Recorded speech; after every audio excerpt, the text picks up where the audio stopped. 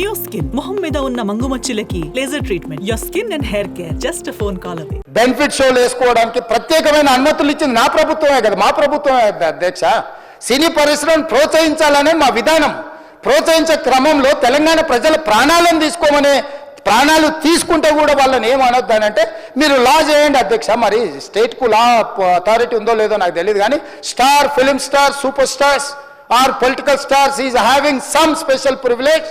If they murdered anyone also, we need not to prosecute or otherwise we need not to book any case against these personalities అని మనం మీరు చట్టం చేస్తా అంటే సినీ ప్రముఖులకు కానీ రాజకీయ ప్రముఖులకు కానీ స్టార్లని ఫీల్ అయ్యే వాళ్ళ పట్ల ప్రత్యేకమైన చట్టం ఉంటుంది. వాళ్ళ మీద కేసులు పెట్టొద్దని మీరు ఏమైనా చట్టం చేస్తే ఆ చట్టం అమలు చేస్తాం అధ్యక్ష. ఈ రోజున్న డాక్టర్ బాబాసాహెబ్ అంబేద్కర్ ఇచ్చిన చట్టం ప్రకారము దీనికి కారణమైన వాళ్ళను, ప్రత్యక్షంగా పరోక్షంగా కారణమైన వాళ్ళందరి మీద కేసులు కట్టి పోలీసులు విచారణ చేయాల్సిందే, బాధితులను శిక్షించాల్సిందే అధ్యక్ష. సో ఈరోజు ఆ కుటుంబాన్ని ఆదుకోవడానికి ఈరోజు కూడా ఆర్థికపరమైన విషయాల్లో కానీ దీంట్లో కానీ వాళ్ళు ఎవరు పెద్దగా ఆసక్తి, కనీసం సినిమా వాళ్ళు ఒక్కరోజు అతను పొయ్యి వస్తే సినీ ప్రముఖులందరూ అతని ఇంటికి వెళ్ళి అతనికి మొత్తం ఏదో కాళ్ళు చేతులు యాక్సిడెంట్లో పోయినట్టు కన్నీళ్లు గారుస్తారు. ఈ సినీ ప్రముఖులు ఒక్కరైనా హాస్పిటల్కి పోయినరా అధ్యక్ష? నేను సూటిగా తమ ద్వారా సినీ ప్రముఖులను నేను అడుగుతున్నా అధ్యక్ష. తల్లి చనిపోయి 9 సంవత్సరాల పిల్లగాడు బ్రెయిన్ డెడ్ అయ్యి ఆక్సిజన్ అందక 20 రోజుల నుంచి హాస్పిటల్లా కోమాలో ఉంటే ఈ సినీ ప్రముఖులు ఒక్క రోజు కోసం పోలీస్ స్టేషన్ పోయిన ఇంటికాడ క్యూ కట్టి ప్రభుత్వాన్ని తిడుతున్నారు, నన్ను తిడుతున్నారు, అతన్ని పరామర్శిస్తున్నారు. ఏమైంది అధ్యక్ష? అతను కాలు పోయిందా, కన్ను పోయిందా, చేయి పోయిందా, ఏమైనా కిడ్నీలు దెబ్బతిన్నా, ఏమైంది? అతన్ని ఇంతమంది సినీ ప్రముఖులు పరామర్శించారు, కలిసిండ్రు, అభినందించారు.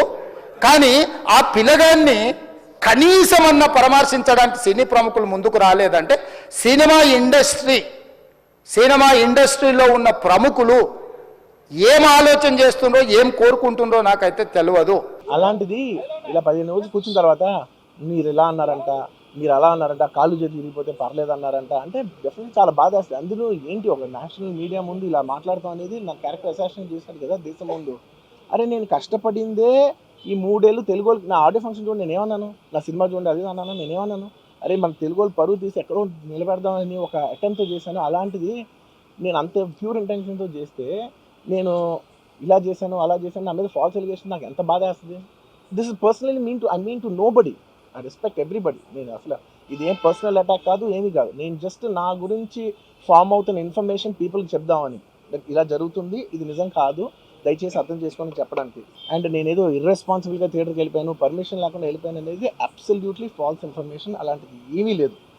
థియేటర్ వాళ్ళు పర్మిషన్ సార్ట్అవుట్ చేసుకున్నారని చెప్పి మేము అక్కడికి వెళ్ళాం. అక్కడికి వెళ్తే పోలీసులే క్లియర్ చేస్తున్నారు అక్కడ. So it is understood that everything is sorted. నేను వాళ్ళ డైరెక్షన్లోనే వెళ్తున్నాను. అండ్ ఏంటి వాళ్ళు ఒకవేళ నిజంగా పర్మిషన్ లేకపోయి ఉంటే చాలాసార్లు వాళ్ళు వచ్చి చెప్తారు, సార్ మీ పర్మిషన్ లేదంటే మేము రెండట్లు వెళ్ళిపోతాం. వాళ్ళే క్లియర్ చేసి ముందుకు రమ్మంటూ ఉంటే పర్మిషన్ ఉందనుకునే కదా మేము ముందుకు వెళ్తూ ఉంటాం in that flow of things.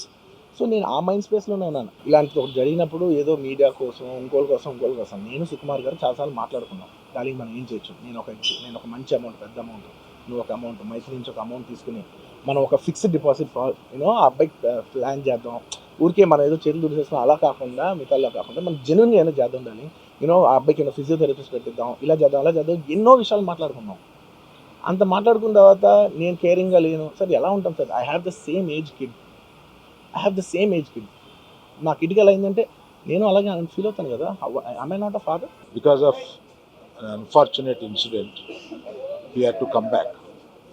ఆ తర్వాత ఒక తండ్రిగా నాకు ఇంత పెద్ద సినిమా తీసిన అతను లాస్ట్ 2 వీక్స్గా ఈ గార్డెన్లో మూల కూర్చొని ఉంటున్నాడు.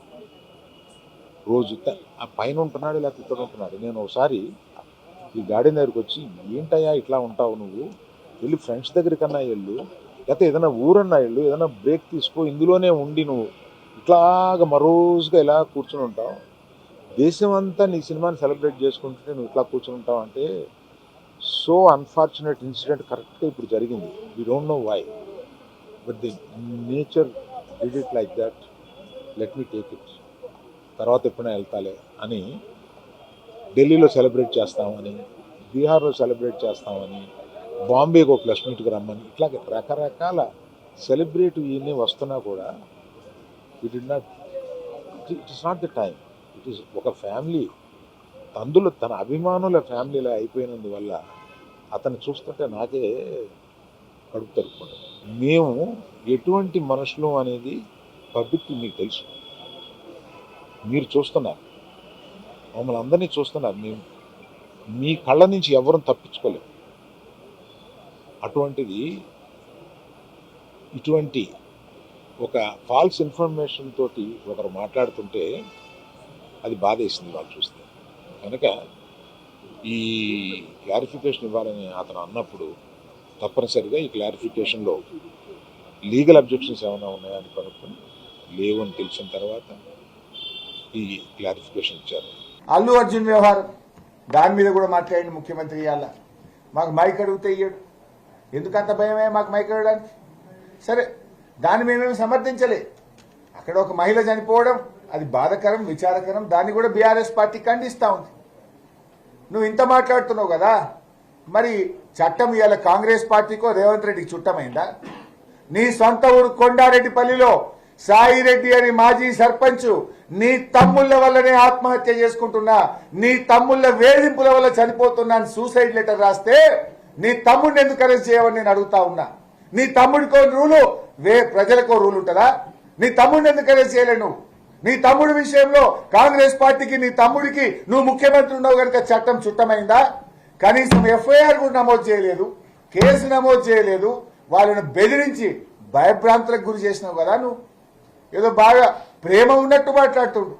మరి ఒక గిరిజన విద్యార్థి వాంకిడి హాస్టల్లో నీ ప్రభుత్వం అన్నం పెట్ట చేత కాకపోతే విషాహారం తిని శైలజ అనే అమ్మాయి 10-12 రోజులు నిమ్స్ ఆసుపత్రిలో చావుతో కొట్టుమిట్టాడి పోరాడి శ్వాస విడిచింది. మరి ఆ శైలజను పరామర్శించడానికి రేవంత్ రెడ్డికి ఒక్క నిమిషం టైం దొరకలేదా? నీ మంత్రులకు ఒక్క నిమిషం టైం దొరకలేదా? చివరికి అమ్మాయి చనిపోతే అంత్యక్రియలకు కూడా వెళ్లకుండా మా ఎమ్మెల్యే గారు కోవా లక్ష్మి గారిని అర్ధరాత్రి 12 గంటలకు అరెస్ట్ చేసినావు కదా రేవంత్ రెడ్డి. ఇదా నీ ప్రజాపాలన? పెద్ద నీకేదో ప్రేమ ఉన్నట్టు మాట్లాడుతున్నావు.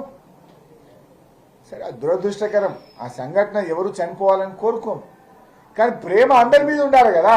నీకు అవసరమైతే ప్రేమ, లేకపోతే విషమా? సుమన్ టీవీలో మీ పర్సనల్ అండ్ బిజినెస్ ప్రమోషన్స్ కోసం కింది నెంబర్కి కాంటాక్ట్ చేయండి.